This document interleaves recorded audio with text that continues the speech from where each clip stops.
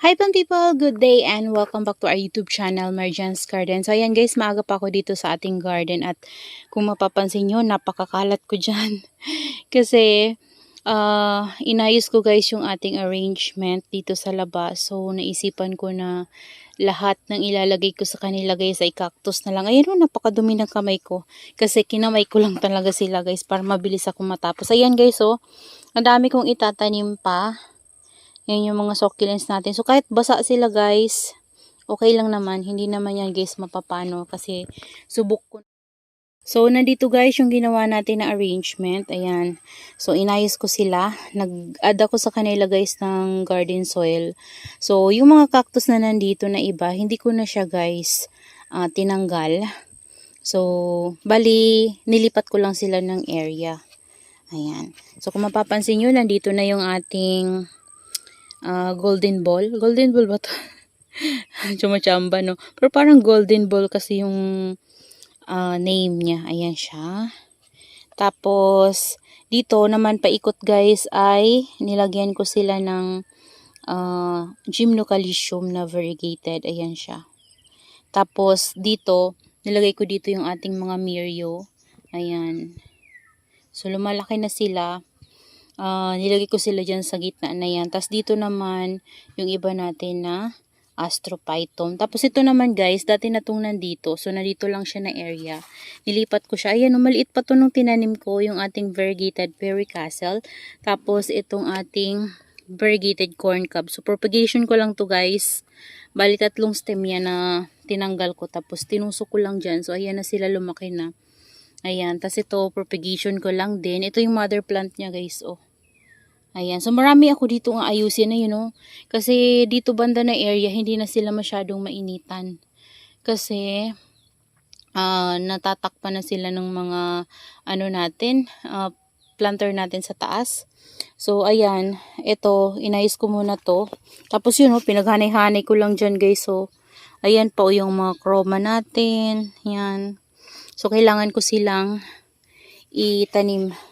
So, itatabi ko na lang muna siguro sila guys kasi mainit na. So, maaga pa nga ako dito para hindi mainit. So, ayan, mainit na ngayon. Kakatapos ko lang din sa kanila. At naisipan ko nang ipakita sa inyo para ma-update ko na rin kayo guys sa mga ginawa ko dito sa ating garden. So, ayan. So, dalawa sila guys na inayos ko. Bali, ito yung mga nakatanim dito nakaraan. Yan, tapos ginawa ko, naisip ko na lang na dito ko na lang ilagay guys yung mga mga medyo malalaki ko na medyo malalaki, pero malalaki na din talaga to guys. Ayan, pasensya nyo ng kamay ko. Ayan, madumi na kasi tayo dito. Ito guys, ang ganda nito oh. Ayan oh, maliit pa talaga yan sila nung dumating sa atin. So ngayon, lumalaki na sila. Ayan oh, ito maliit lang to guys nung dumating sa atin. Tapos nagkakaroon siya ng mga ayan o, bukol-bukol. Ayan. Ganda niya. Tapos ito, maliit lang to dati. 4 ribs lang siya guys o. Ayan, malaki na siya. Ito din, lumalaki na din. So, ayan na sila. Yan yung mga galing ata kay Jennifer Bugsit. Tapos ito naman, yung galing to kay Searching yan. Si as in, ang liliit lang talaga nito guys before. Yan, para siyang galing siya sa seedlings. So, maliliit lang talaga siya. So, ngayon, lumaki na sila. Mayroon ng 4 ribs. Ayan o, may mga 4 ribs tayo dyan. So, ang liliit lang talaga yan dati, guys. Kung napanood nyo yung unboxing natin dati. So, set ko kasi yan, guys, nabili. Kasagsagan pa nung usong-uso yung mga ganito, yung mga Mirio, yung Astrophytum, and then Gymnocalycium. So, ngayon kasi medyo kumalma na sila eh. So, yun. Set ko siya nabili and ang liliit lang talaga niya. Kaya medyo mura-mura siya kasi maliliit talaga sila. Tapos yun, tinanim ko sila sa pot na sama-sama hanggang sa lumaki sila guys. Ayan o. Ayan. So, antayin natin siyang maging ganito.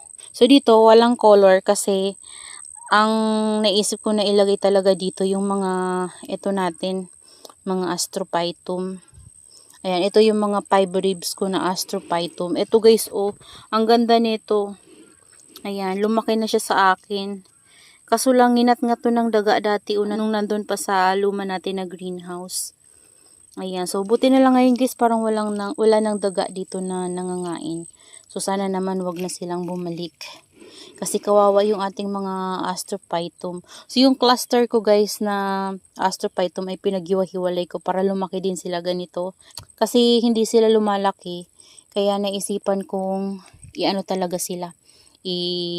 Pag-separate. So hindi naman pala sila dikit-dikit. So bali parang ano lang yun, from seeds tapos tinalim sila doon ng buo. Tapos yung nabuhay sila lahat, kaya dikit-dikit sila. So, kaya kumpul-kumpul. So, yun yung nakita ko sa kanya nung paghiwa-hiwalay ko. And hindi nakaka-grow yung iba kasi guys, siksikan sila. So, parang hindi na nakaka-ano sa lupa yung iba, yung roots ng iba. Kaya, hindi lumalaki. So, eto na guys yung nagawa natin na arrangement. So, dito banda, naglagay lang ako ng medyo mataas para hindi naman puro flat lang, 'di ba? Ayan, ito parang pinatong ko lang 'to. Ayan, ano ko na 'to yung tagal na dito nakatanim, guys, si Tito Buns. Ayan, naka-rain or shine lang 'to. So nandito 'yan sa arrangement natin na 'to. So nilipat ko na lang. Ayan, guys, yung ating arrangement na nagawa dito. So ito itatabi ko na lang muna tong mga 'to, guys. Kasi hindi ko pa sila matatanim ngayon. Ayan. Ito mga propagation ko, guys, oh. Yan, ito, ginagawa ko tong bonsai. So, kailangan na naman yan ng cuttings. Itatanim ko na lang yan sa separate pot. Ayan guys, so magulo. Ayan, pinatong-patong ko lang kung saan. Ayan, so yan na lang muna sa ngayon guys. Yan, share ko lang sa inyo yung ginawa ko dito sa ating garden. So, dito lang naman guys yung magulo, yung dito naman sa area na to. Okay naman sila. Hindi ko naman sila ginulo dyan banda. So, dito tayo nag-ayos kasi dito, nandito yung mga, ano natin, mga cactuses. Ayan. So, that's all for today's video guys. And I hope you enjoy watching and see you on my next vlog. Happy gardening everyone. Bye-bye.